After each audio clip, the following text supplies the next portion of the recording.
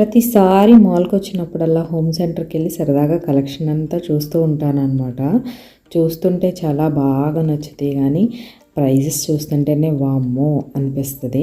ఈసారి చూద్దాంలే అని పోస్ట్పోన్ చేస్తూ వస్తాను నేనైతే. ఈసారి పర్టికులర్గా ఫ్లవర్ వాజెస్, అందులోకి ఫ్లవర్స్, లేదంటే ఒక ప్లాంట్ ఒకటి చూద్దాము హాల్లోకి అని ప్లాన్ చేసుకొని వచ్చానమాట. ఒక్కదాని కోసం వచ్చి ఆ ఒక్కదాన్నే చూసి ఆ ఒక్కదాన్నే కొనుక్కొని వెళ్ళిపోతే ఆడవాళ్ళం ఎందుకు అవుతాం?